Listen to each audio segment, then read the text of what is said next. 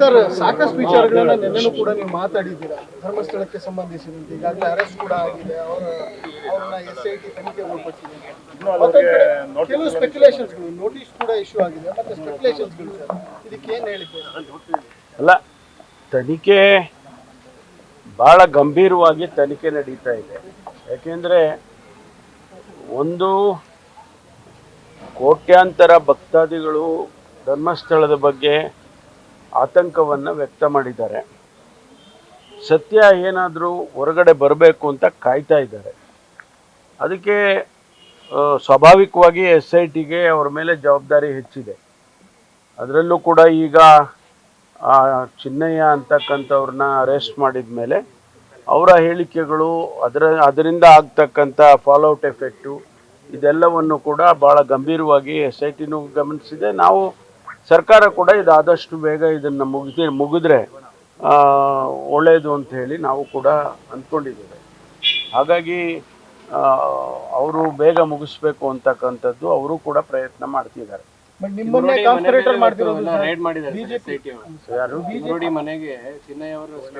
ಅವರು ನಾವು ಪ್ರತಿನಿತ್ಯ ಏನು ಮಾಡ್ತಿದ್ದಾರೆ ಅವರು, ಯಾಕೆ ಮಾಡ್ತಿದ್ದಾರೆ ಅವರು ಅಂತ ಹೇಳಿ ನಾವು ಸರ್ಕಾರ ಇದು ಮಾಡೋದಿಲ್ಲ. ಅವ್ರಿಗೇನು ಮಾಹಿತಿ ಸಿಕ್ಕುತ್ತೆ, ಅವರಿಗೆ ಅವರ ಪರಿಮಿತಿಯಲ್ಲಿ ಏನೆಲ್ಲ ನಾವು ಟರ್ಮ್ಸ್ ಆಫ್ ರೆಫರೆನ್ಸ್ ಏನು ಕೊಟ್ಟಿದ್ದೀವಿ ಆ ಪರಿಮಿತಿಯಲ್ಲಿ ಅವ್ರಿಗೇನೆಲ್ಲ ತನಿಖೆ ಮಾಡಬೇಕು ಅದನ್ನು ಅವರು ಮಾಡ್ತಿದ್ದಾರೆ. ಅದರಿಂದ ಯಾರನ್ನು ಕರ್ಕೊಂಡು ಬಂದು ತನಿಖೆ ಮಾಡ್ತಾರೆ, ಯಾರ ಮನೆಗೆ ರೈಡ್ ಮಾಡ್ತಾರೆ, ಇದೆಲ್ಲ ನಮಗೆ ಅವರು ನಮ್ಮನ್ನು ಹೇಳಿ ಕೇಳಿ ಏನು ಮಾಡೋದಿಲ್ಲ. ಅವರ ಆಧಾರದ ಮೇಲೆ ಹೋಗ್ತಾರೆ, ಇನ್ಫಾರ್ಮೇಶನ್ ಆಧಾರದ ಮೇಲೆ ಹೋಗ್ತಾರೆ. ಶೋಭಾ ಕರಂದ್ಲಾಜೆ, ಪ್ರಹ್ಲಾದ್ ಜೋಶಿ ಅವರು, sir, government is the biggest conspirator in this case. ಅವ್ರ ಅಪಾಲಜಿ ಕೇಳಲೇಬೇಕು ಈ ಕೇಸಲ್ಲಿ, ಮತ್ತೆ NIA ಎನ್ಕ್ವೈರಿಗೆ ಅಲೋ ಮಾಡಬೇಕು ಅಂತ ನಿನ್ನೆ ನಾನು ಸ್ಪಷ್ಟವಾಗಿ ಕ್ಲಾರಿಫೈ ಮಾಡಿದ್ದೀನಿ. NIA ಕೊಡುವ ಅಗತ್ಯ ಇಲ್ಲ ಅಂತೇಳಿ. ಯಾಕೆಂದರೆ ನಮ್ಮ SITನವರು ಸಮರ್ಪಕವಾಗಿ ತನಿಖೆ ಮಾಡ್ತಿದ್ದಾರೆ. ಅದರಲ್ಲೇನಾದರೂ ಲೋಪ ಇದೆ ಅಂತ ಹೇಳಿ ಕಂಡು ಬಂದರೆ ಅದು ಬೇರೆ ವಿಚಾರ. ಈಗ ಅವರು ತನಿಖೆ ಮಾಡಿ ವರದಿ ಕೊಡೋವರೆಗೂ ಕೂಡ ಹೆಂಗೆ ನಾವು ಹೇಳೋದು? ಅದು ಸರಿ ಇಲ್ಲ ಅಂತ ಹೇಳಬೇಕಾದ್ರೆ ಏನಾದರೂ ಒಂದು ಬೇಕಲ್ಲ, ಒಂದು ಮಾನದಂಡ ಇಟ್ಕೊಂಡು ನಾವು ಮಾತಾಡಬೇಕಾಗುತ್ತೆ. ಅದರಿಂದ ಸದ್ಯದ ಪರಿಸ್ಥಿತಿಯಲ್ಲಿ NIA ಕೊಡೋ ಅಗತ್ಯ ಇಲ್ಲ. ನಮ್ಮ SIT ಅವರು ತನಿಖೆಯನ್ನು ಮಾಡ್ತಿದ್ದಾರೆ. ಅವರು ವರದಿ ಬಂದ ನಂತರ ಅದಕ್ಕೆ ಪರ ವಿರೋಧ ನಾವು ಸ್ವಾಭಾವಿಕವಾಗಿ ಚರ್ಚೆ ಆಗುತ್ತೆ. ಆನಂತರ ಸರ್ಕಾರದ ಹಂತದಲ್ಲಿ ನಾವೇನು ತೀರ್ಮಾನ ಮಾಡಬೇಕು ಮಾಡ್ತೀವಿ. ಬಟ್ ನಿಮ್ಮನ್ನೇ ಕಾನ್ಸ್ಪಿರೇಟರ್ ಅಂತಿರೋದು ಅಕ್ಯೂಸೇಷನ್ ಮಾಡೋದು ಭಾಳ ಸುಲಭ. ಆ ಅಕ್ಯೂಸೇಷನ್ ಸಮರ್ಥನೆ ಮಾಡ್ಕೋಬೇಕಲ್ಲ. ಯಾವ ಆಧಾರದ ಮೇಲೆ ಸರ್ಕಾರವನ್ನು ತಪ್ಪಿತಸ್ಥರು ಅಂತ ಹೇಳೋಕ್ಕಾಗುತ್ತೆ? ನಾವು ಎಲ್ಲ ರೀತಿಯ ಕ್ರಮವನ್ನು ತೆಗೆದುಕೊಂಡಿದ್ದೇವೆ. SIT ಕಾನ್ಸ್ಟಿಟ್ಯೂಟ್ ಮಾಡಿರೋದೇ ಕಾನ್ಸ್ಪಿರಸಿ ಅಂದರೆ ಇನ್ನು ಅದಕ್ಕಿಂತ ನಾವು ಇನ್ನೇನು ವಿಪರ್ಯಾಸ ಅಂತ ಹೇಳ್ಬೇಕಷ್ಟೇ. ಸಮಾವೇಶ ಮಾಡ್ಲಿಕ್ಕೆ ಹೊರಟಿದ್ದಾರೆ ಸರ್ ಧರ್ಮಸ್ಥಳದಲ್ಲಿ. ಅದು ಅವರಿಗೆ ಬಿಟ್ಟಿರ್ತಕ್ಕಂಥದ್ದು, ಅವ್ರು ಏನು ಬೇಕಾದರೂ ಮಾಡಿ. ಸರ್, ನೀವು ಸೀನಿಯರ್ ಕಾಂಗ್ರೆಸ್ ಮ್ಯಾನ್, ಆದರೆ ಈಗ ಆಗ್ತಿರೋ ಡೆವಲಪ್ಮೆಂಟ್ ನೀವು ಹೇಗೆ ನೋಡ್ತೀರಾ? ಒಂದು ಕಡೆ RSS ಆ್ಯಂಥಮ್ನ ಅವರು ಟಾಂಟ್ ಮಾಡೋದಕ್ಕೋಸ್ಕರ ಹಾಡ್ತಾರೆ ಅಸೆಂಬ್ಲಿ. DK ಹರಿಪ್ರಸಾದ್ ಅವರು ಅಧ್ಯಕ್ಷರಾಗಿ ಹಾಡಿದ್ರೆ ಅದನ್ನು ಅಪಾಲಜಿ ಕೇಳಬೇಕು, DCM ಆಗಿ ಹಾಡಿದ್ರೆ ನೀವು ಕೂಡ ಅಧ್ಯಕ್ಷ ಆಗಿದ್ದವರು 8 ವರ್ಷ, ಹೋಮ್ ಮಿನಿಸ್ಟರ್ ಆಗಿದ್ದೀರಾ, ಸರ್ಕಾರದಲ್ಲಿ ಇದ್ದೀರಾ, ನೀವೇನು ಹೇಳಿ ಬಯಸ್ತೀರಾ?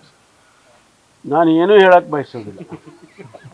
ಯಾಕೆಂದರೆ ಇದು ಪಕ್ಷದ ವಿಚಾರ, ಅದು ಹೈಕಮಾಂಡ್ನವ್ರು ಇದ್ದಾರೆ. ಅದಕ್ಕೆ ನಾವು ವ್ಯಾಖ್ಯಾನ ಮಾಡೋದು ಅಷ್ಟು ಸರಿ ಕಾಣಲ್ಲ.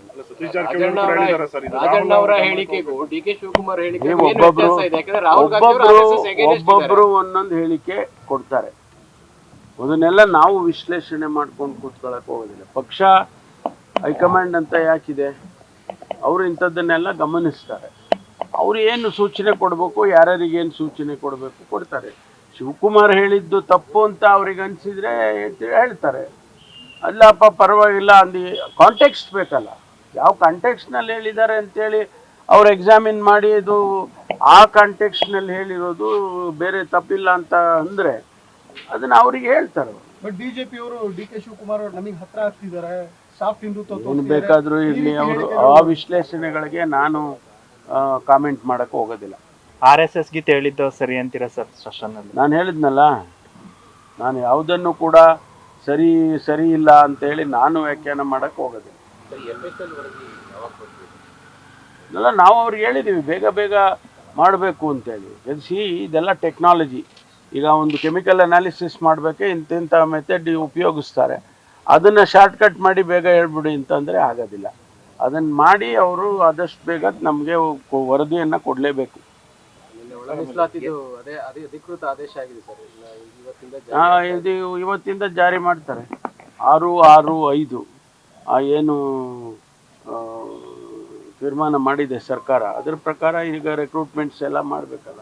ಅಲೆಮಾರಿಗಳಿಗೆ ಒಂದು ನ್ಯಾಯ ಸಿಗುತ್ತೆ ಅನ್ನೋ ವಿಶ್ವಾಸ ಇದೆ. ಅಧಿಕೃತ ಆದೇಶ ಮುಂಚೆ ಏನಾದರೂ ಬದಲಾವಣೆ ಆಗ್ಬೋದೇನೋ ಅನ್ನೋ ಈಗ ನಾಳೆ ನ್ಯಾಯಾಲಯಕ್ಕೆ ಹೋದ್ರೆ ಸ್ಟ್ಯಾಂಡ್ ಆಗಲ್ವಾ ಗೊತ್ತಿಲ್ಲ ನನಗೆ. ಅದು ನ್ಯಾಯಾಧೀಶರು ತೀರ್ಮಾನ ಮಾಡ್ಬೇಕಲ್ಲ.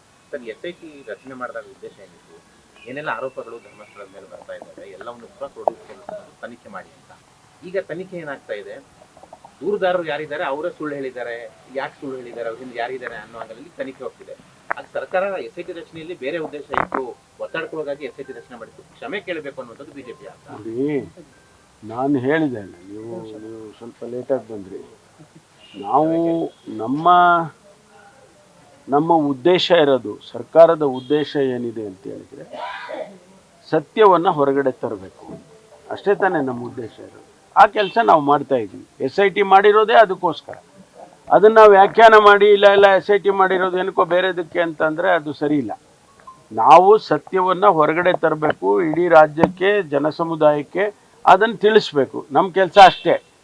ಅದು ನೀವು ಪರ ವಿರೋಧ, ಅವ್ರ ಪರವಾಗಿದ್ದೀರಿ, ಧರ್ಮಸ್ಥಳದ ಪರವಾಗಿದ್ದೀರಿ, ವಿರೋಧವಾಗಿದ್ದೀರಿ, ಅದು ನಮ್ಮ ಕೆಲಸ ಅಲ್ಲ, ಸರ್ಕಾರದ ಕೆಲಸ. ಸರ್ಕಾರದ ಕೆಲಸ ಸತ್ಯವನ್ನು ಹೊರಗಡೆ ತಂದು ಬಿಟ್ಬಿಡ್ತೀವಿ. ಅದರ ತೀರ್ಮಾನ ನಿಮಗೆ ಸೇರಿದ್ದು. ಸಚಿವರು ಯಾರು ಹೋಗಿಲ್ಲ ಧರ್ಮಸ್ಥಳಕ್ಕೆ ಅನ್ನುವಂಥ. ಅರೆ ನಾವು ಇವ್ರು ಹೋಗೋವಾಗಲೇ ಹೋಗ್ಬೇಕಾ ನಾವು? ನಮಗೆ ಯಾವಾಗ ಇಷ್ಟ ಬಂದಾಗ ಹೋಗ್ತೀವಪ್ಪ ನಾವು. ಮಂಜುನಾಥನ ಹತ್ರ ಹೋಗೋಕ್ಕೆ ಯಾರ್ದಾದ್ರೂ ಪರ್ಮಿಷನ್ ಕೇಳ್ಬೇಕಾ? ನಾನು ಅನೇಕ ಸರಿ ಹೋಗಿದ್ದೇನೆ. ನಾವೆಲ್ಲ ಈಗ ನನ್ನ ಹೆಸರು ಪರಮೇಶ್ವರ್ ಅಂತ ಇಟ್ಟಿದ್ದಾರೆ. ಮಂಜುನಾಥ ಅಂದರೆ ಯಾರು? ಎರಡು ಒಂದೇ ಅಲ್ವಾ? ನಿನ್ನೆ ಮೈಸೂರಲ್ಲಿ ಸರ್ ಎಲ್ಲ ಒಂದ್ ಕಡೆ ಪರೋಕ್ಷವಾಗಿ ನಿಮ್ಮ ಹೇಳಿಕೆ ಬೇರೆ ನೋಡಿ, ಈಗ ಮುಖ್ಯಮಂತ್ರಿಗಳಿದ್ದಾರೆ ಇಲ್ವಾ, ಸರ್ಕಾರ ನಡೀತಾ ಇದೆಯಲ್ವಾ, ಆ ಪ್ರಶ್ನೆ ಯಾಕೆ ಬರುತ್ತೆ?